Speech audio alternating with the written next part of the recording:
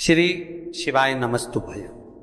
दोस्तों, आप सभी लोग जानते हैं कि 6 सितंबर 2025 यानी शनिवार को पड़ रही है अनंत चतुर्दशी व्रत। और दोस्तों, ये वह तिथि है जो भाद्रपद मास में पड़ने वाली सबसे बड़ी तिथि अनंत चतुर्दशी व्रत है और इसका बहुत ही बड़ा और विशेष महत्व होता है। अगर कभी भी मौका लग जाए तो आप लोगों को पीपल के पत्ते पर राम लिखकर बहुत छोटा सा उपाय करना है। शनिवार का दिन है जिस दिन अपन इस दरिद्रता से मिलने के लिए पीपल के पेड़ के नीचे आए हैं। हिंदू धर्म में ये दिन पीपल के वृक्ष के लिए पूजनीय होगा। जो भी शनिवार के दिन पीपल के वृक्ष की पूजन करेगा, दूध चढ़ाएगा या मिष्ठान का भोग लगाएगा, लक्ष्मी और नारायण उसके घर में प्रवेश कर जाएगा। लक्ष्मी और नारायण उसके घर में प्रवेश करेगा। और एक पीपल का पत्ता अवधूतेश्वर महादेव का नाम लेकर शंकर पर चढ़ाकर उसको गाय के दूध में उकाल कर रात्रि को दोनों पति पत्नी अगर पीकर सोते हैं, 3 महीने में भगवान भोलेनाथ उसकी गोद भर देते हैं। ये शिव तत्व। शंकर देता जरूर है। माता अंजना के यहाँ स्वयं शिव महापुराण की कथा कहती है, स्वयं शास्त्र वर्णन करता है, माता अंजना माता के गर्भ से संतान नहीं हुई। 42 वर्ष की माता अंजना हो गई थी और 42 वर्ष की होने के बाद भी माता अंजना के गर्भ से संतान नहीं थी। जब संतान नहीं हुई तब बार बार निवेदन करा महाराज केसरी से, तब नहीं संतान हुई तब अपने पिता से जाकर निवेदन करा, पिताजी गौतम बाबा से निवेदन करती है माता अंजना कि मेरे गर्भ से संतान नहीं, मुझे औलाद नहीं, क्या करूं? तब गौतम बाबा ने कहा एक पार्थिव शिवलिंग का निर्माण करो, मिट्टी का शिवलिंग बनाओ, उसकी पूजन करो। और माता अंजना उस मिट्टी के शिवलिंग के पूजन में ऐसी लीन हो गई कि मिट्टी का शिवलिंग का निर्माण करती, पूजन करती। एक बार देवाधिदेव महादेव ने कह दिया, जाओ पार्वती जरा जाकर पूछो कि अंजना को चाहिए क्या। तो मालूम पड़ा संतान चाहती है। किसके जैसी? तो कि जिसकी मैं पूजन कर रही हूं इसी के जैसी। तो शंकर भगवान बोले मुझे और औलाद के रूप में मैं कभी किसी माता के गोद में नहीं खेला, क्योंकि वो तो आज जन्मा है, आज जन्मा। मैं किसी के माता की गोद में नहीं खेला और मांगा जा रहा है कि आपकी जैसी संतान, आपकी जैसी चाहिए। शंकर ने कहा मेरे तेज पुंज के 6 भाग होंगे, एक नहीं, अंजना के 6 पुत्र होंगे। कितने? हनुमान जी कितने भाई थे? हनुमान जी सगे भाई कितने थे? 6। हनुमान, गतिमान, रतिमान, मेतुमान, केतुमान, हनुमान जी 6 भाई, एक नहीं हुआ। शंकर जब भी देता है तो छप्पर फाड़ कर देता है। कोई एक दे, थोड़ा सा दे, वो तो खूब देता है। अपा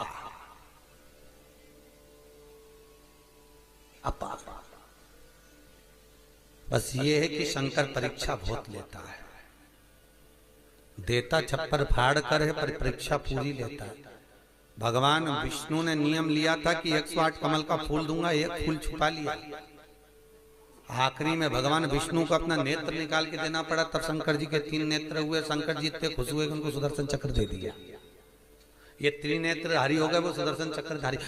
देता है, शिव परीक्षा बहुत लेता है, पर शंकर पर किया हुआ खर्च, शिव को अर्पण किया हुआ बेलपत्र, शिव को समर्पित किया हुआ 1 अक्षत का दाना भी, शंकर को दिया हुआ 1 रुपया भी अपने खाते में लिख कर रखना और 1 वर्ष तक ये तारीख को लिख कर रखना कि मैंने शंकर के मंदिर में या शंकर की कथा में या शिव महापुराण में इतना खर्च किया था, वो लिख कर रख लेना और आज की तारीख लिख के रख लेना। 1 वर्ष बाद हिसाब लगा कर देखना, वो दुगना क्या 1000 गुना फल प्रदान कर देता है। वो शिव है, शंकर है। परीक्षा जरूर लेगा, थोड़ा सा परिश्रम जरूर कराएगा, परीक्षा लेगा। महाराज बहुत ध्यान देना, भगवान शिव खुद कह रहे हैं कि संसार में ऐसा कोई नहीं जन्मा जिसकी मैंने गोद ना भरी।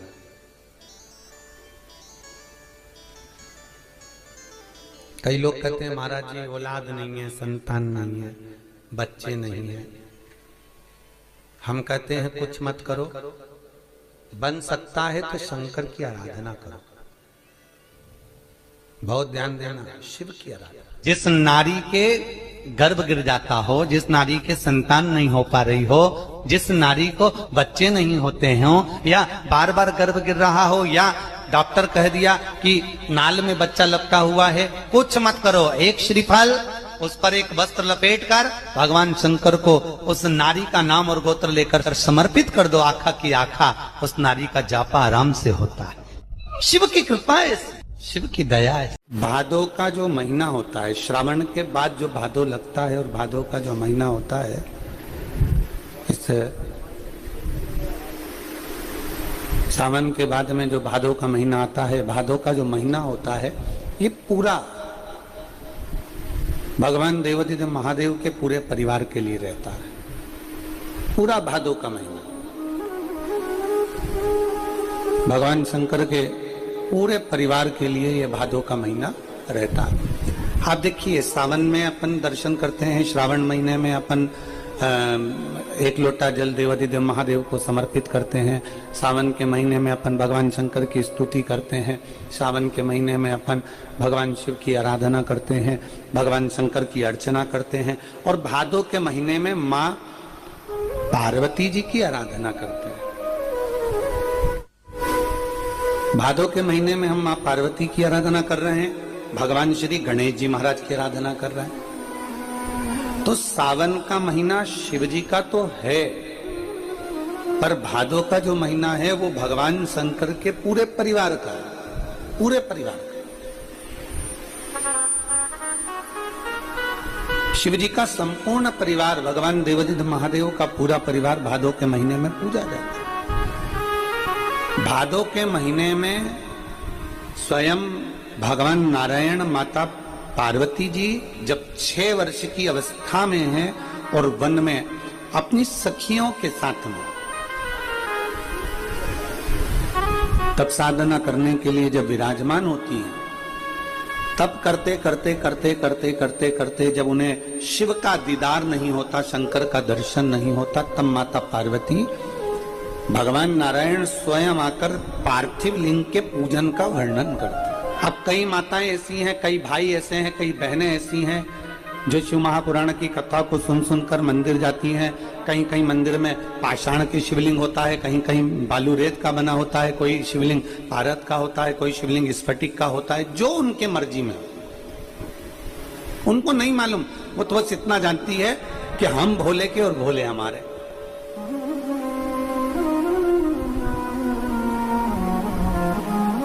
कई कई माताएं कहती हैं, गुरुजी हम जिस मंदिर में जल चढ़ाने जाते हैं वहां का जो शिवलिंग है उसकी दिशा पूरब में, कोई कह देता है पश्चिम में है, कोई कह देता है दक्षिण में है, कोई कह देता है उत्तर में है, कोई कहता है हमको मालूम ही नहीं कि हम जिस मंदिर में जल चढ़ा रहे हैं उसकी दिशा किस ओर है। क्या हम मंदिर में जल चढ़ा रहे हैं और भगवान शंकर हमारे जल को स्वीकार कर रहा है? क्यों नहीं करेगा?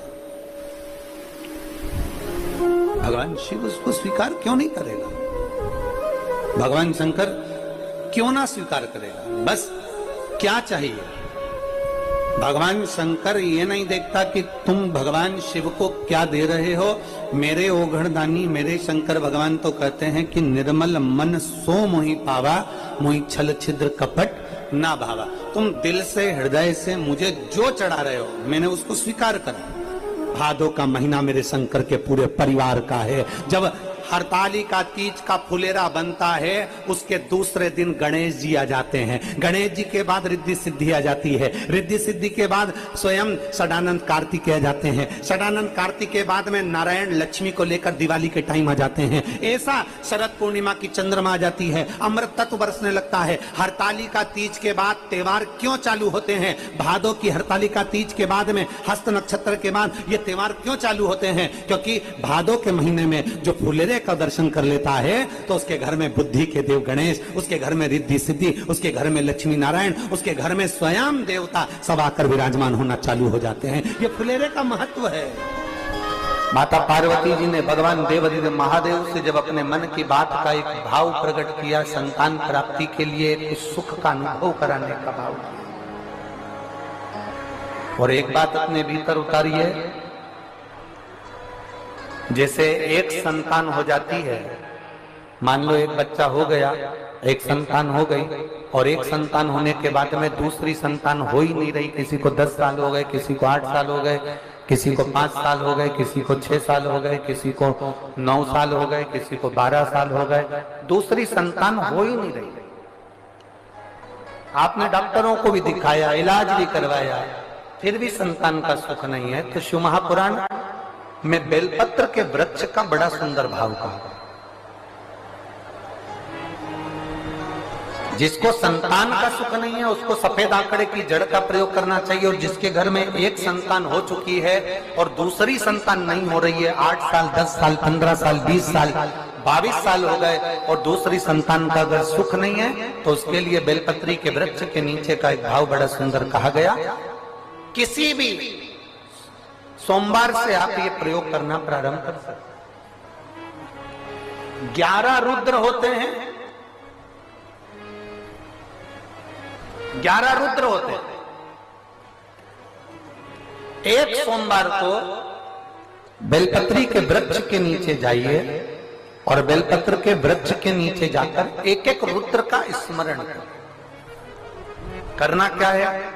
बेलपत्री के वृक्ष के नीचे जब आप जाएं तो बेलपत्र के वृक्ष के नीचे की ही मिट्टी का एक कुंड, आप लोग क्या कह सकते हैं यहाँ पर, हम क्या बोले उसको, जैसे मिट्टी का एक कटोरी बनाते हैं ना, क्या बोलते हैं उसको, कुंडी बना देते हैं मिट्टी की। बेलपत्री के वृक्ष के नीचे की ही मिट्टी, उसी मिट्टी का एक छोटा सा एक कुंडा बना दो उसको मिट्टी का। जितने लोग आस्था चैनल पर सुन रहे हैं, जितने लोग फेसबुक यूट्यूब पर श्रवण कर रहे हैं, बड़े ध्यान से सुनिएगा, सावधान। मिट्टी की कुंडी बनाई, उस कुंडी में जल समर्पित कर दिया और जल चढ़ाने के बाद में एक घी का दिया लगाकर वहीं पर थोड़ा सा मीठा, कुछ भी जो आपके पास में हो, घर में जो भी उस समय पर आपके साथ में हो, या तो दूध घर का मीठा हो, जैसे मावे का, खोए का हो या खीर हो, तो वहीं पर एक कटोरी में थोड़ा सा रख दीजिए और उस कुंडी में जो जल चढ़ाया गया है वहां पर उस बेलपत्री के वृक्ष के नीचे भगवान शंकर के 11 जो रुद्र हैं उसमें से एक एक रुद्र का आपको स्मरण करना। 11 रुद्र का नाम क्या है? तो पहले नंबर पर आता है कपाली, दूसरे नंबर पर आता है पिंडर, तीसरे नंबर पर आता है भीम, चौथे नंबर पर आता है विरूपाक्ष, 5वें नंबर पर आता है बिलोहित, 6ठे नंबर पर आता है शास्त्र, 7वें नंबर पर आता है अजपात, 8वें नंबर पर आता है अहिष्णु, और 9वें नंबर पर आता है शंभु, 10वें नंबर पर आता है चंड और 11वें नंबर पर आता है भव।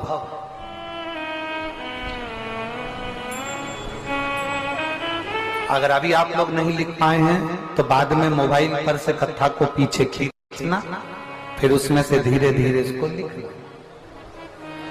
एक रुद्र के नाम से एक कुंड का निर्माण करा, पूजन करी, घी का दिया लगाया, वहां जो मीठा रखा है उसको लिया, कुंड में से थोड़ा सा जल लिया, बेलपत्री के पेड़ के नीचे आचमन किया, जो मीठा रखा है वो ले जाकर रात्रि के समय पर सोने से पहले पति पत्नी उसको पाएं और साथ रहे। एक सोमवार को ये प्रयोग करना है, फिर दूसरे सोमवार को दूसरे जो एकादश जो 11 रुद्रों का जो वर्णन किया गया है, एक एक रुद्र का नाम लेकर एक बार कुंड का निर्माण करना है। दूसरे सोमवार को जैसे एक बार आपने अगर कपाली नाम से पूजन करी, दूसरे नंबर पर पिंडरल नाम से पूजन करी, तीसरे नाम पर भीम नाम से, फिर आप विरूपाक्ष नाम से, ऐसे एक एक सोमवार करना है, 11 सोमवार। और 11 सोमवार जैसे तुम्हारे पूर्ण होंगे, भले 10 साल हो गए हो चाहे 15 साल हो गए हो, गर्भ जरूर ठहरेगा और संतान की प्राप्ति जरूर आते हैं और गर्भ ठहर जाता है।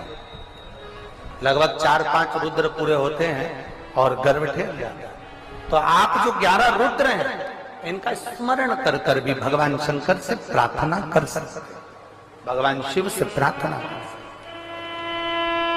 जिस नारी का गर्भ ना ठहरता हो, कई वर्ष हो गए हो, संतान नहीं हो रही हो, बच्चे नहीं हो रहे हों, सारे डॉक्टरों को दिखा लिया, टेस्ट बीबी भी करवा लिया, सब कुछ करा लिया, तो एक बार भगवान शंकर पर विश्वास कर कर सफेद आंकड़े की जड़,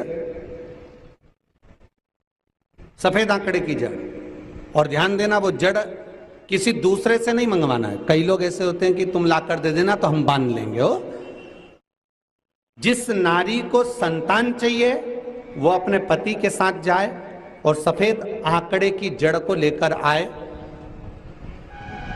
रजस्वला धर्म के 7वें दिन उस जड़ को शंकर जी के मंदिर में लेकर जाए, तुमरुका जी का नाम लेकर 21 बार घुमाए और फिर आखिरी में अपना नाम और गोत्र बोले, पति का नाम बोले, झोली पसार कर बाबा से विनती कर कर कि मेरे घर में भी संतान हो, ऐसी प्रार्थना कर कर उस जड़ को लाल धागे में मंदिर के अंदर ही कमर में उसको बांध ले। महाराज, कई लोग ऐसे हैं 18, 19, 20 साल जिनको हो गए, जिनके घर में संतान नहीं हुई और बाबा विश्वनाथ ने उनकी गोदियां भर दी। बाबा की ऐसी कृपा बनी।